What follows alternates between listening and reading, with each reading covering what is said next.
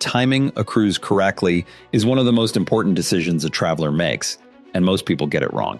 Not because they picked a bad destination, but because they picked the wrong month for that destination. A Caribbean cruise in September is a fundamentally different experience from a Caribbean cruise in February.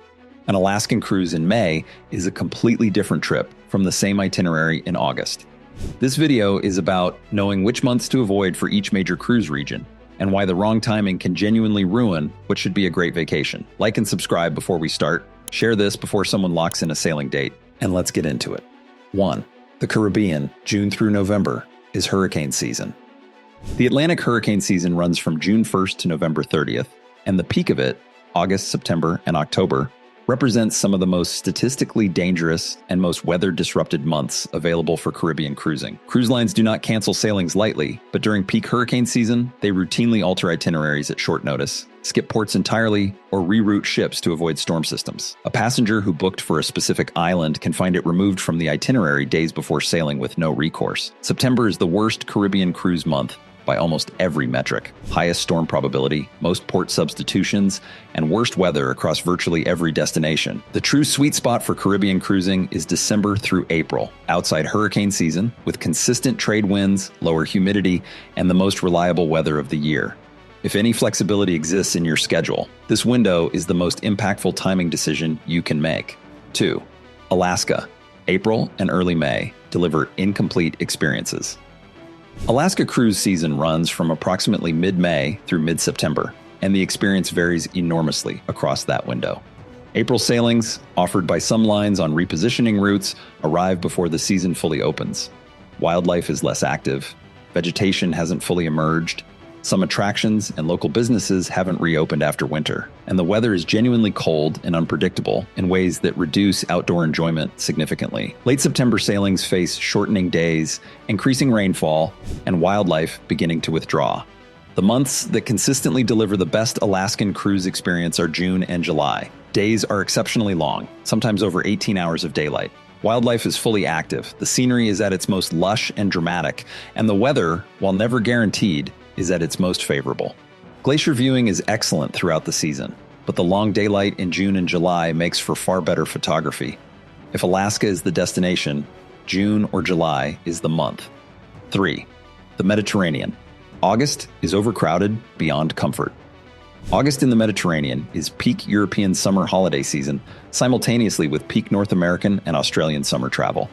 The result is a Mediterranean cruise experience in August that involves ports overwhelmed beyond their comfortable capacity, queues at every major attraction that can run 2 to 3 hours, beach destinations that are uncomfortably crowded even by resort standards, and prices at their annual high across accommodations, restaurants, and excursions. A full ship, combined with overwhelmed ports, can make August Mediterranean sailings feel like a lesson in patience rather than a vacation. The Mediterranean cruise sweet spots are May, early June, and September into early October. These months deliver warm and reliable weather, the same scenic beauty and historical sights, but with crowds at a fraction of August levels. September in particular is consistently praised by experienced Mediterranean cruisers. The sea is at its warmest from summer heating, the light is beautiful, and the local populations have typically returned from their own August holidays, meaning restaurants and local establishments are fully operational without the tourist premium atmosphere. October remains viable, with temperatures still pleasant for most activities. 4. The Norwegian fjords. October through April misses the point.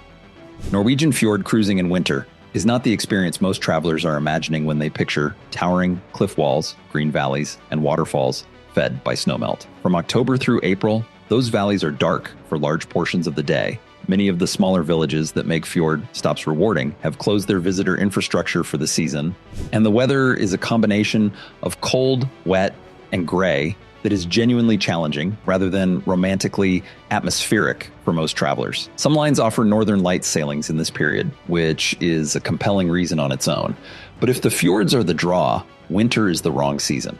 That means May through September, without exception. 5. Alaska. The crowds and price peak in August. Having established that June and July are the best months for Alaska, August deserves its own mention for a different reason. August is the most popular month for Alaskan cruising, which means the most crowded ships, the highest prices, and the most competition For popular excursions like helicopter glacier landings, whale watching charters, and float plane tours that book out weeks in advance. Travelers who don't book sought-after excursions months in advance during August frequently find themselves locked out. June and July offer nearly identical conditions with lower prices and better availability. 6. The Bahamas, July and August, bring heat, humidity, and crowds. Bahamas cruises during July and August combine the discomfort of hurricane season probability with the peak of summer heat and humidity that makes extended time outdoors genuinely unpleasant rather than enjoyable. Temperatures regularly exceed 90 degrees Fahrenheit with high humidity, and the beach experience that is the primary draw of a Bahamas sailing is diminished rather than enhanced by these conditions.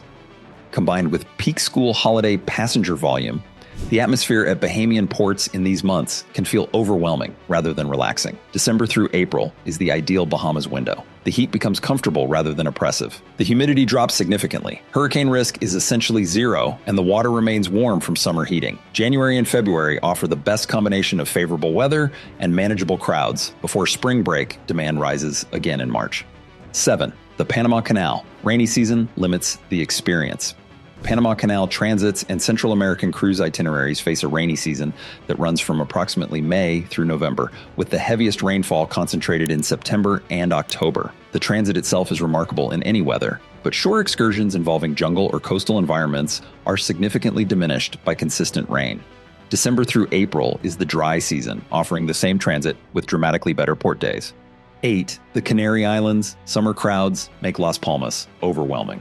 The Canary Islands are a year-round destination, with genuinely mild weather across most of the calendar, which makes them less timing sensitive than many other cruise regions. July and August bring Spanish mainland holidaymakers, combined with peak cruise traffic, overwhelming the most popular ports. The Canaries are at their best from November through May, when mild temperatures and lower crowds let the genuine character of the islands come through. 9.